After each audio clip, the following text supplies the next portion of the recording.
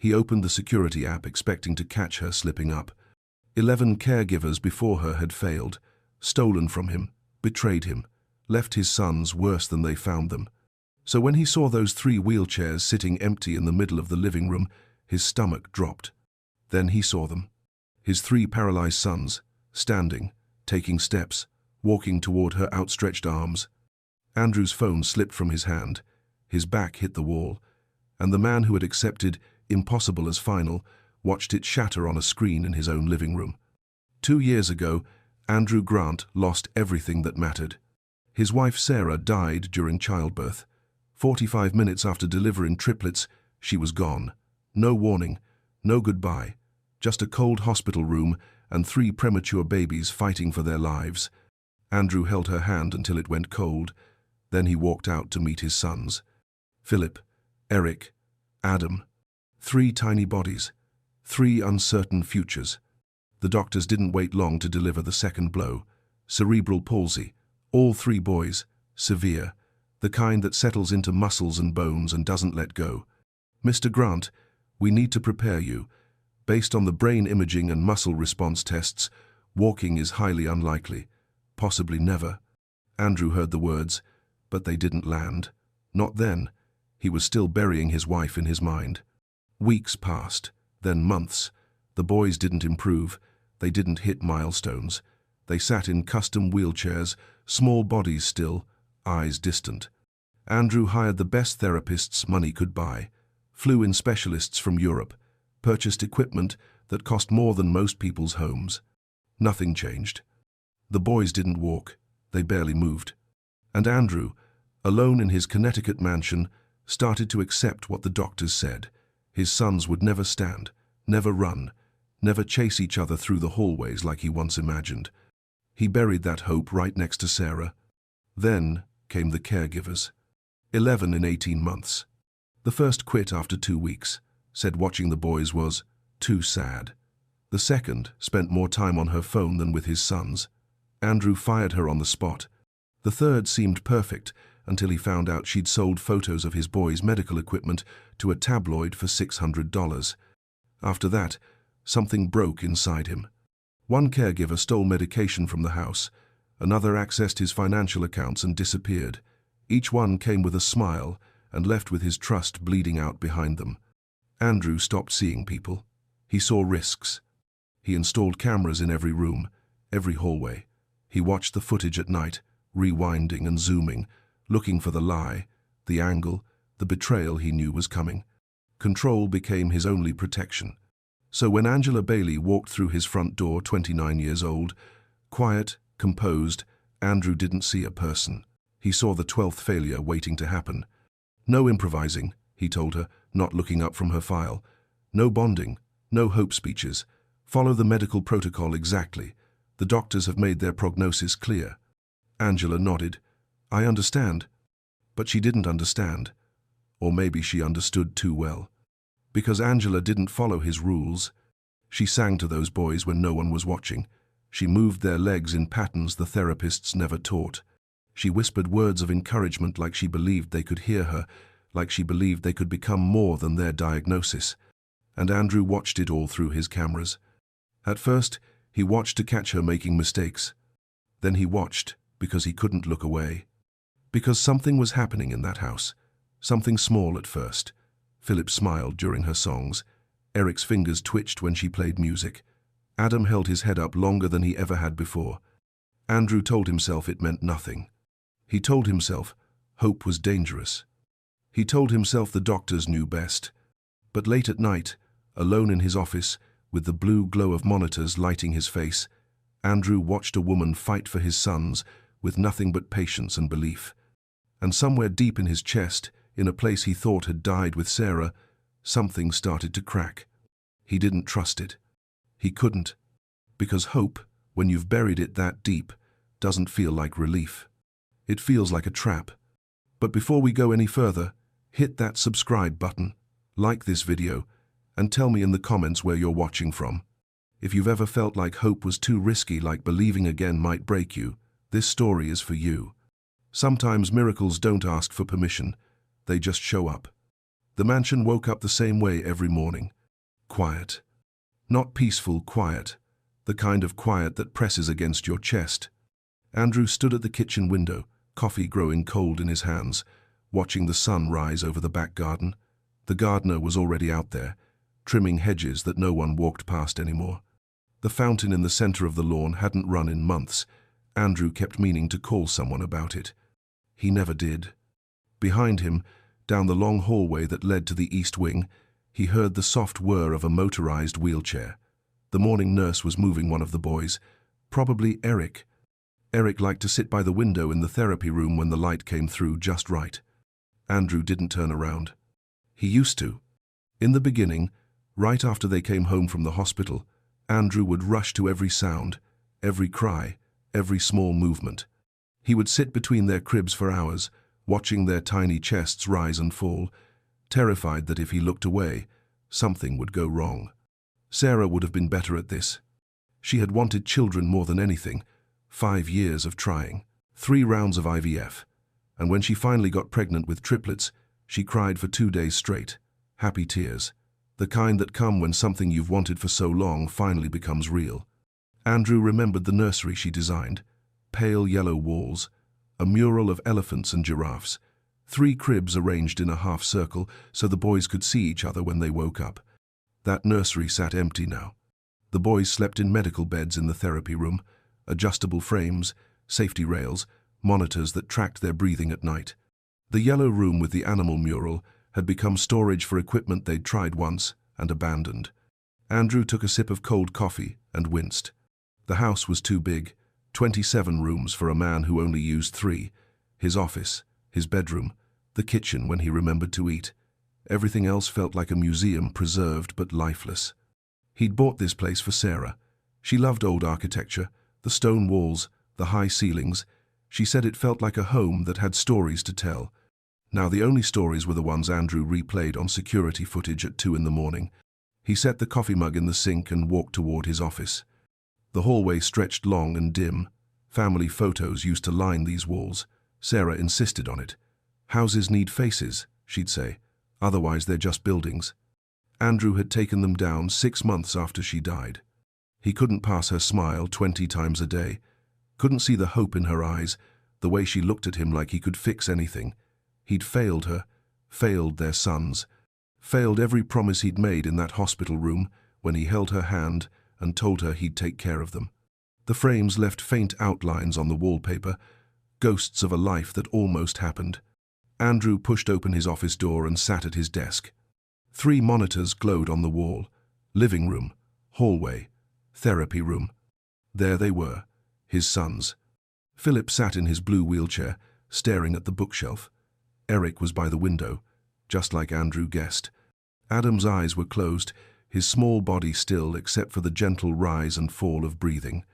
Angela moved between them, adjusting blankets, straightening toys. Her movements were slow and careful, like she understood that this room held something fragile. Andrew watched her hands. 11 caregivers, 11 failures, 11 reasons to believe she would be no different. But she'd been here 3 weeks now. No complaints, no shortcuts, no phone calls she shouldn't make or cabinets she shouldn't open. Just quiet consistency. Andrew leaned back in his chair. That's what worried him most. Angela had a routine. Every morning, she arrived in the therapy room at exactly 7. She'd greet the night nurse, review the boys' sleep charts, and then spend the first 10 minutes just sitting with them, not talking. Not adjusting anything, just present. Andrew noticed this through the cameras. It bothered him at first. He was paying her to work, not to sit. But then he realized something. She wasn't sitting idle. She was watching, learning, studying the way Philip's fingers curled when he was uncomfortable, the way Eric's breathing changed when he needed repositioning, the way Adam's eyes flickered beneath closed lids during his morning rest. She was learning his sons, in a way. Andrew had stopped trying to. On her 4th morning, Angela brought a small speaker into the therapy room. Nothing fancy, just a portable thing she pulled from her bag. She set it on the shelf and pressed play. Soft piano music filled the room. Andrew watched from his office, finger hovering over the intercom button. This wasn't in the protocol. The boys had specific sound therapy sessions on Thursdays, administered by a licensed therapist. Random music wasn't part of the plan, but he didn't press the button, because Philip turned his head. It was small, just a few degrees to the right, but Andrew saw it clearly on the screen. His son, who spent most days staring at the same spot on the wall, turned toward the sound. Angela noticed too. She didn't make a fuss, didn't clap or cheer. She just smiled softly and adjusted the volume slightly higher. Eric's fingers twitched against his armrest. Andrew leaned closer to the monitor. Angela knelt beside Eric's wheelchair, her movements slow and deliberate. She didn't touch him right away, just positioned herself in his line of sight and waited. "You like that?" she asked quietly. "It's Chopin. My grandmother used to play it on Sunday mornings."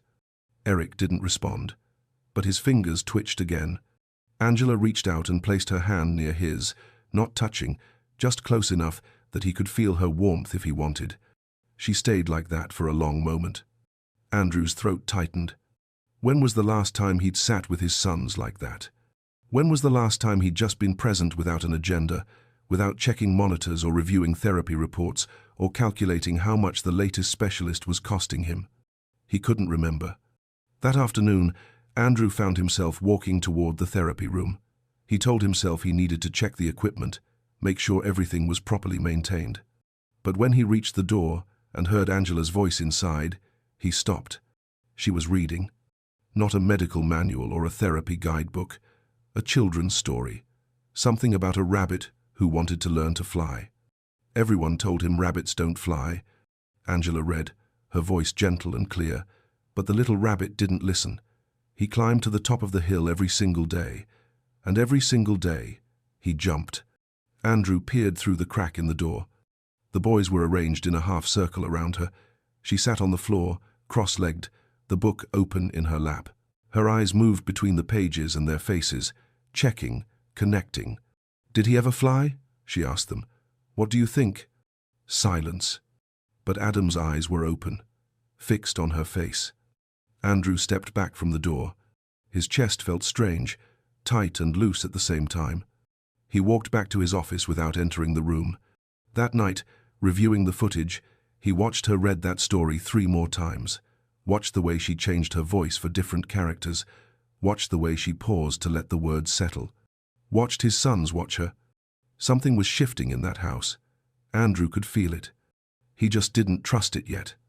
Andrew couldn't stop watching. Every night after the house went dark, he'd sit in his office with the glow of monitors painting shadows across his face.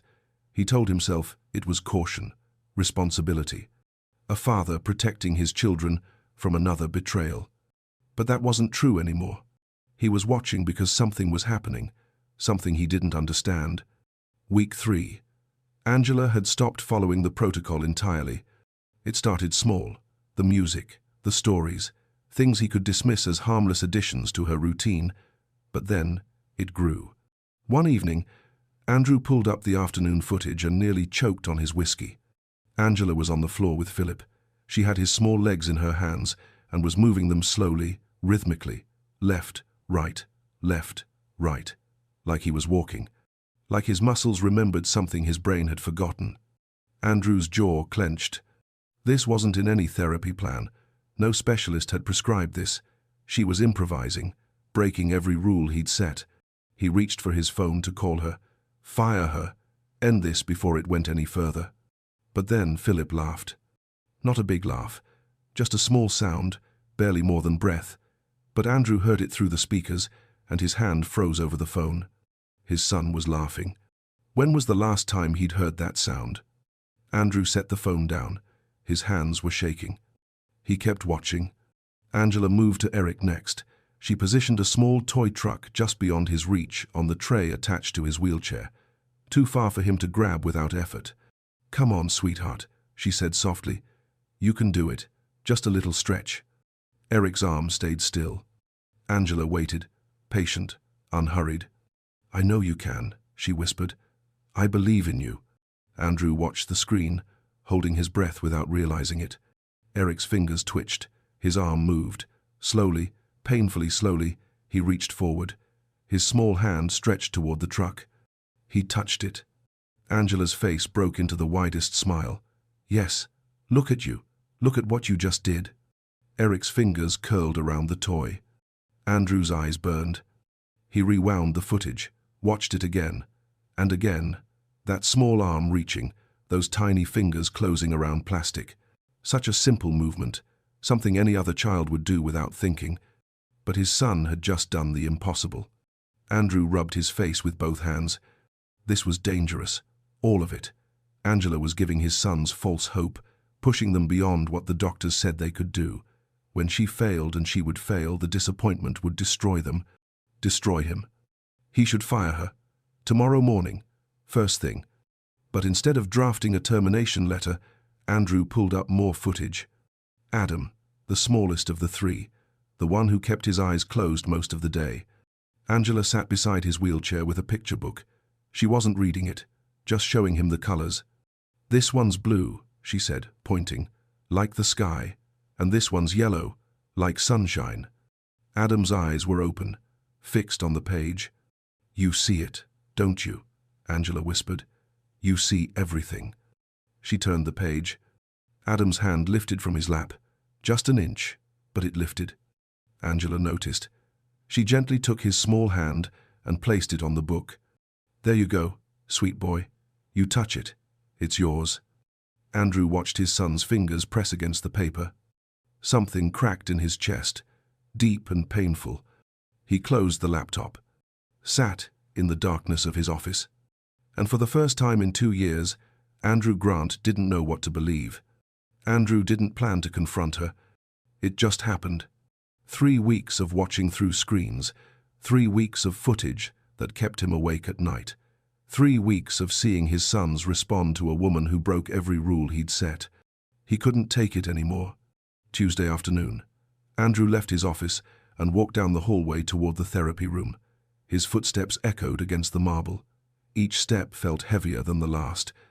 He didn't knock, just pushed the door open and stood there. Angela was on the floor with Adam. She had his small legs positioned in her hands, moving them in that same rhythmic pattern. Left, right, left, right. Like she was teaching his muscles to remember something they'd never learned. She looked up when the door opened. No surprise in her eyes, no fear, just calm acknowledgement. Mr. Grant. Andrew's voice came out harder than he intended. What are you doing? Angela didn't stop the movement. Motor pattern training. It helps build neural pathways. That's not in the protocol. No, sir, it's not. Andrew stepped into the room. I gave you specific instructions. Follow the medical plan. No improvising. No experimental treatments. Angela gently lowered Adam's legs and stood up. She wiped her hands on her pants and faced him directly. The medical plan has them sitting in wheelchairs all day, with minimal stimulation. That's not treatment. That's maintenance. Andrew's jaw tightened. The doctors gave you a prognosis based on statistics. Angela's voice stayed even, but something fierce lived beneath the surface. They looked at scans and charts and told you what usually happens. They didn't tell you what's possible. They're specialists. They've seen hundreds of cases like this. Have they seen your sons? The question hung in the air. Andrew stared at her. Excuse me? Angela took a breath. Your boys aren't statistics, Mr. Grant. They're not case studies or data points. They're children. And children deserve someone who sees them, not their diagnosis. Andrew felt heat rise in his chest. You think you know better than doctors who've studied this for decades. I think I know that giving up on a child is the one thing guaranteed to fail. Silence. Andrew's hands were shaking. From anger or something else, he couldn't tell. You're filling their heads with false hope, he said quietly. When this doesn't work, and it won't, they'll be devastated. Angela looked at him for a long moment. Something shifted in her eyes. Not pity, something deeper. They're 2 years old, Mr. Grant. They don't know what false hope is. They only know what they feel. And right now, they feel someone believing in them. She paused. Maybe for the first time. The words landed like a slap. Andrew opened his mouth, closed it. Angela turned back to Adam, kneeling beside his wheelchair. You hired me to care for them, she said softly, not looking at Andrew. That's what I'm doing. She resumed the leg movements. Gentle, patient, consistent. Andrew stood there, watching her ignore him. His mind screamed to fire her. Right now. Call the agency and have her replaced by morning. But his feet wouldn't move. Because deep down, in a place he'd locked away, a voice whispered something he didn't want to hear. What if she's right? Andrew turned and walked out. He didn't say another word. But he didn't fire her either. That night, Andrew couldn't sleep. He sat at his desk with a termination letter open on his laptop. The cursor blinked at the end of the first sentence, patient and unforgiving. Dear Miss Bailey, effective immediately, your services are no longer required. He'd written those words 11 times before, different names, same outcome. His fingers knew the rhythm. Type the letter, call the agency, sign the paperwork, move on. But tonight, his hands wouldn't cooperate. Andrew stared at the screen until his eyes ached. Then he minimized the document and pulled up the security footage. The house was quiet, lights dimmed. Everyone should have been asleep hours ago, but the therapy room camera showed a soft glow coming from inside. Angela was still there. Andrew leaned closer to the monitor. She sat on the floor in the center of the room, cross-legged, surrounded by 3 wheelchairs arranged in a half circle. A small lamp on the shelf cast warm shadows across her face. The boys were supposed to be in their medical beds by now. The night nurse should have transferred them an hour ago. But there they were, still with her. Angela wasn't doing exercises, wasn't following any protocol. She was just sitting with them, humming a melody Andrew didn't recognize. Something old and gentle, like a song passed down through generations. Andrew turned up the volume. Her voice came through the speakers, soft and clear. She reached up and touched Philip's hand where it rested on his armrest. Didn't grab it, just laid her fingers over his. You did so good today, she whispered. I'm so proud of you. Do you know that? I'm proud of you. Philip's fingers curled slightly, just a small movement, but intentional. Andrew's throat tightened. Angela held his hand for a long moment, then moved to Eric. She adjusted his blanket, tucking the edges around his small legs, even though it didn't need adjusting. Her hands moved with such gentleness, such care, like he was made of something precious.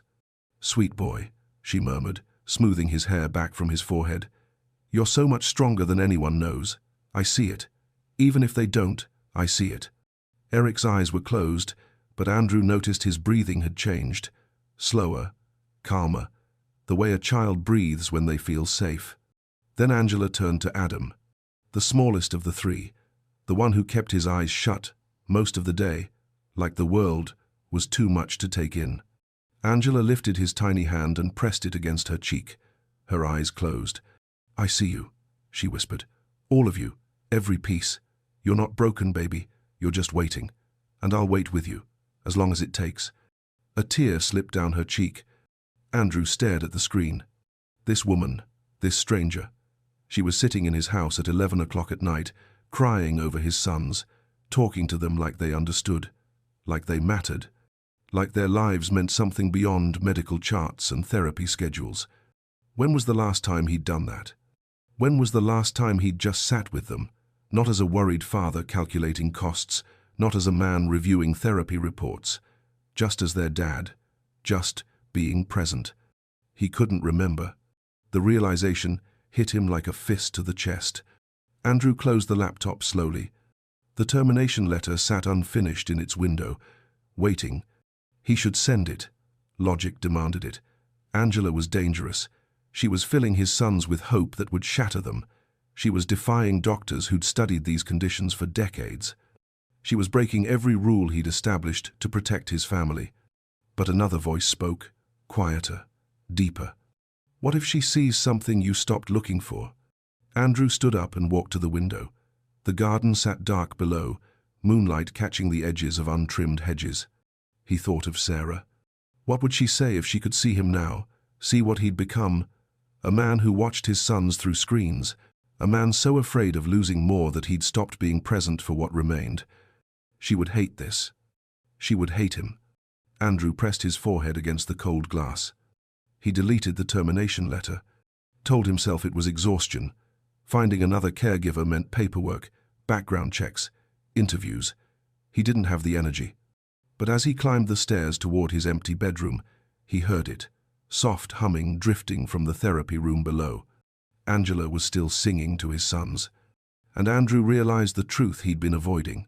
He wasn't keeping her because firing her was inconvenient. He was keeping her because she was the only person in 2 years who hadn't given up on his boys. And somewhere deep inside, he needed to see what happened when someone refused to accept impossible, even if it destroyed him. Week 4. Andrew stopped pretending he wasn't obsessed.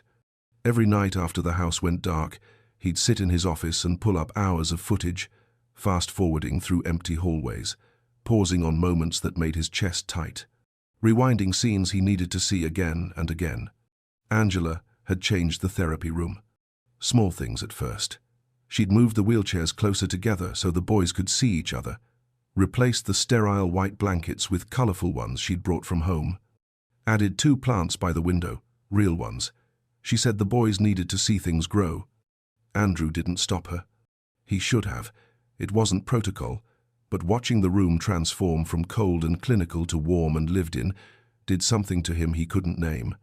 Then, the real changes started. Thursday afternoon, the licensed physical therapist arrived for the boys' weekly session. Andrew watched, through the camera, as the woman doctor, Patterson, she'd been coming for 18 months, examined each child, muscle tone, joint flexibility, reflexes.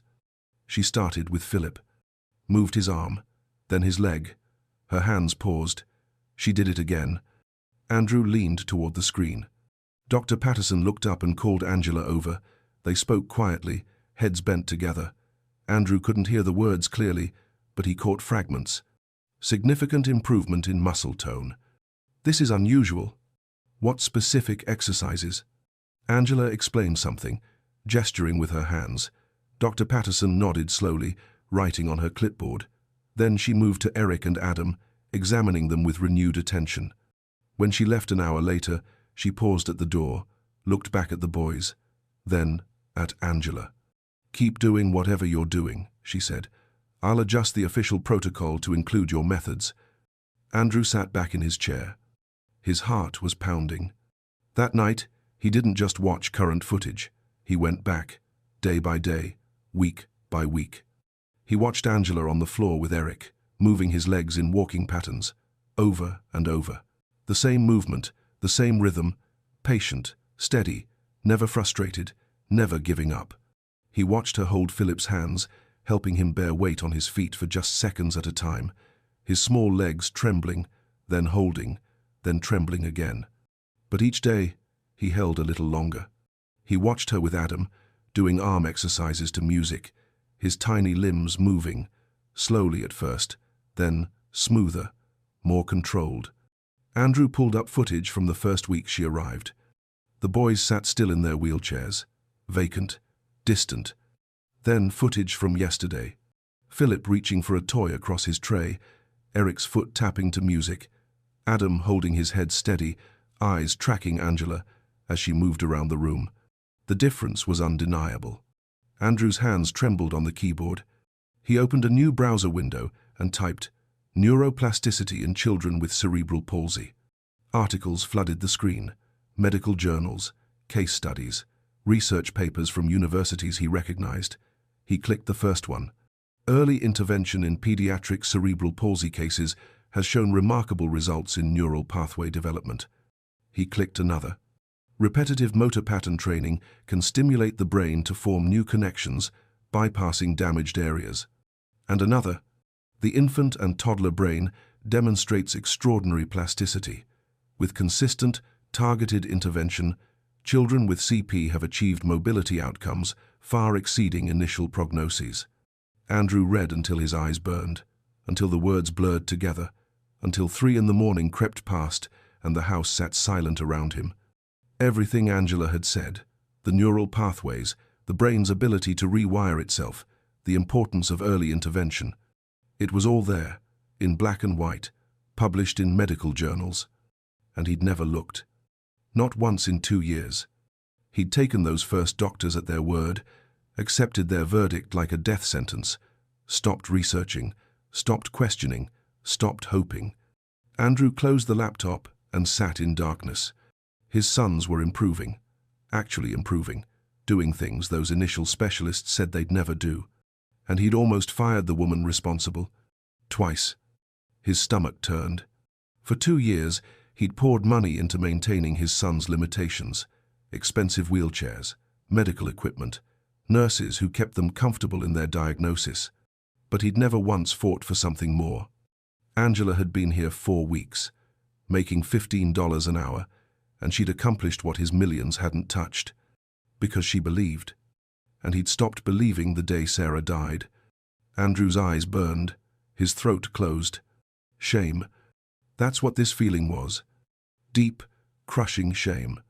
He'd failed his sons, not by loving them too little, but by expecting too little, by accepting defeat before the fight even started. Sarah would never have accepted it. She would have researched every journal, consulted every specialist, tried every method. She would have fought with everything she had. But Sarah was gone, and Andrew had buried his fight with her, until Angela walked through his door and showed him what he'd forgotten. That giving up was a choice, and he'd been choosing it every single day. Andrew didn't sleep that night, or the next. He wandered his house like a ghost, passing rooms he'd stopped entering years ago, the formal dining room where he and Sarah had planned to host holiday dinners, the sunroom where she'd wanted to read while the boys played, the nursery with the yellow walls and the animal mural she'd painted herself. He opened that door for the first time in 18 months. Dust covered everything. The 3 cribs still stood in their half-circle. A mobile of stars and moons hung motionless above them. Sarah's rocking chair sat in the corner, a folded blanket draped over its arm. Andrew stood in the doorway, unable to step inside. This was supposed to be their life. He closed the door and walked away. Friday morning, he skipped his office entirely. Instead, he sat in the hallway outside the therapy room, back against the wall, listening. Angela was inside with the boys. He could hear her voice through the door. "That's it, Philip. Just like that. See? Your legs know what to do. We just have to remind them." Andrew closed his eyes. "Eric, baby, look at you. You're holding that toy so tight. You're so strong." His throat ached. "Adam, sweet boy, you watching your brothers? You're learning, aren't you? Taking it all in?" Andrew pressed his palms against his eyes. What had he done? For 2 years, he'd hidden behind screens and spreadsheets. He'd paid people to love his sons because he was too broken to do it himself.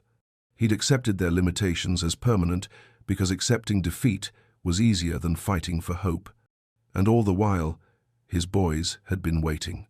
Waiting for someone to see them. Angela saw them. A stranger saw what their own father had been too blind to notice. Andrew heard laughter through the door, small and breathy, but real. One of the boys, maybe Philip, maybe all 3. His heart cracked. He should be in there. He should be the one making them laugh. He should be the one moving their legs and holding their hands and telling them they could do impossible things. But he didn't know how anymore. Sarah had taken that part of him when she died. Andrew stood up slowly. His legs felt weak. He walked back to his office, but he didn't turn on the monitors. Instead, he sat at his desk and stared at the photo he kept in his drawer. Sarah, 8 months pregnant, glowing. Her hands rested on her belly, and she was looking at the camera with so much hope it hurt to see. "I'm sorry," Andrew whispered. "Sorry for giving up. Sorry for hiding. Sorry for letting fear win." He put the photo back and opened his laptop. Not to watch footage this time. He searched for pediatric neurologists, specialists in early intervention, therapists who believed in neuroplasticity. He made a list of names, phone numbers, emails.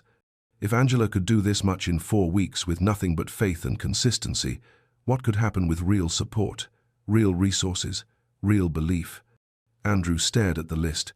For the first time in 2 years, he felt something stir in his chest. Not quite hope, but close. Something like possibility. He closed the laptop and stood up. It was almost afternoon, almost time for the boys' rest period. Almost time. Andrew took a breath. He wasn't ready to walk into that room yet, wasn't ready to face what he'd become or what he'd failed to be. But maybe tomorrow. Maybe tomorrow he'd try.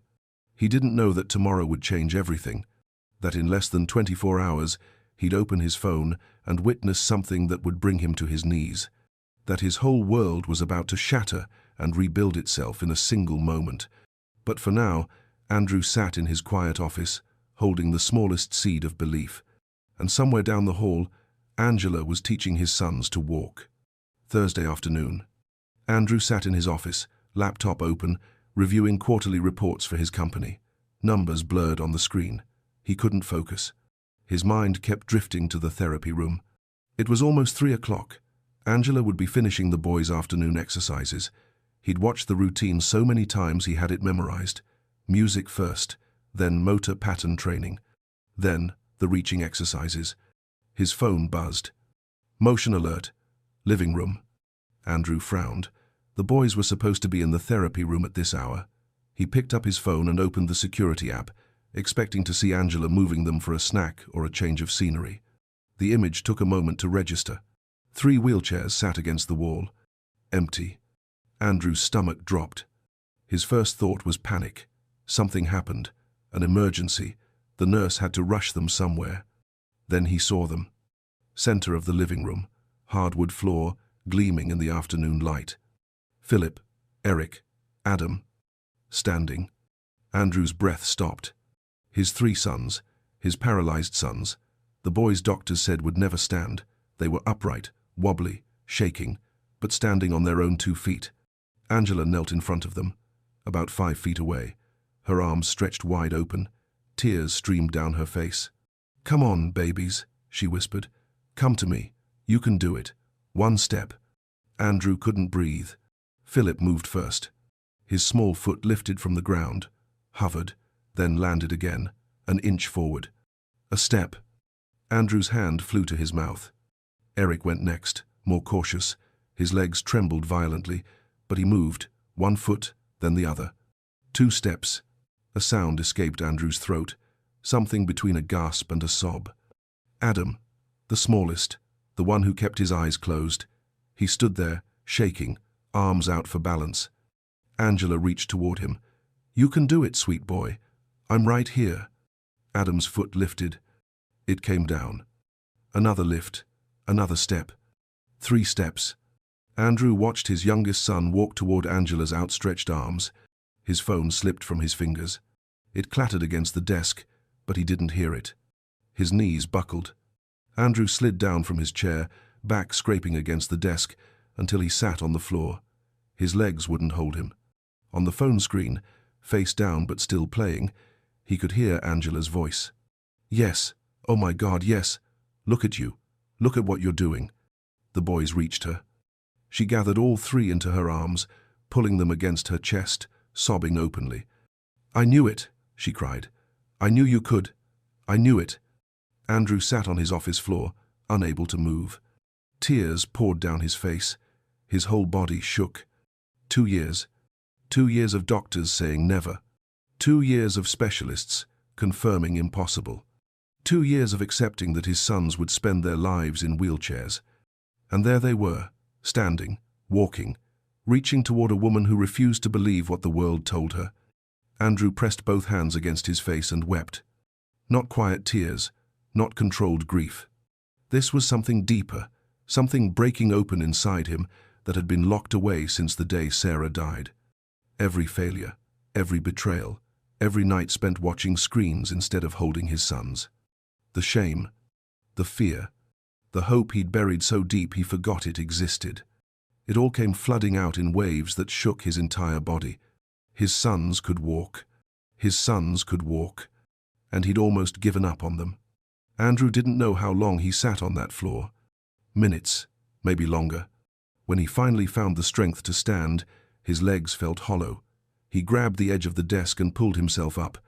His phone lay face down, still showing the living room feed. Andrew didn't pick it up. He didn't need to watch anymore.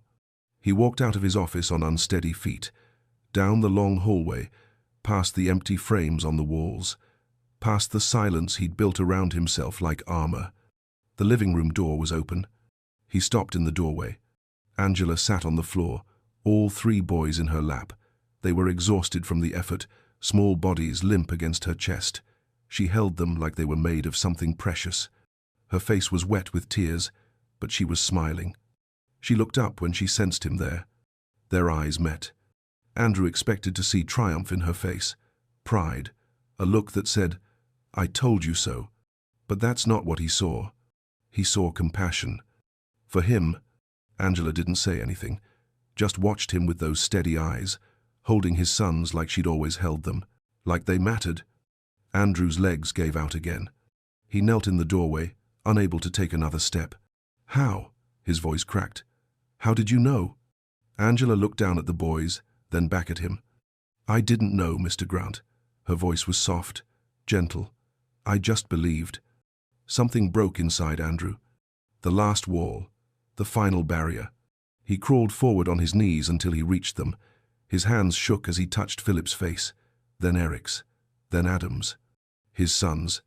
For 2 years, he'd watched them through screens, loved them from a distance, kept his heart locked away because losing more would kill him. But they were here, alive, fighting, growing, and he'd almost missed it. Andrew gathered all 3 boys into his arms, pressed his face against their small heads, breathed in their scent. "I'm sorry," he whispered. "I'm so sorry." He said it over and over, an apology for every day he'd spent hiding, every night he'd chosen fear over faith, every moment he'd let grief steal from them. Angela quietly moved back, giving him space. But Andrew reached out and grabbed her hand. "Stay," he said. "Please." She nodded. They sat there together on the living room floor, a broken father holding his sons, a faithful woman who'd refused to give up, 4 wheelchairs pushed against the wall, no longer needed. Andrew looked at Angela through blurred vision. "You gave them their legs," he said. She shook her head slowly. "No, Mr. Grant. They gave themselves their legs. I just reminded them they could try." Andrew closed his eyes. Sarah would have loved this woman. Sarah would have loved this moment. And somewhere, he believed, she was watching. The afternoon light shifted through the windows, casting long shadows across the floor. The house felt different now, not empty, not abandoned, alive. Andrew held his sons tighter and let himself feel something he'd forgotten existed. Hope. Not fragile hope, not cautious hope. Real hope, the kind that costs everything and gives back more. He didn't know what tomorrow would bring. More therapy, more work, more challenges. But for the first time in 2 years, Andrew Grant wasn't afraid of tomorrow. Because he finally understood, miracles don't need permission. They just need someone brave enough to believe they're possible.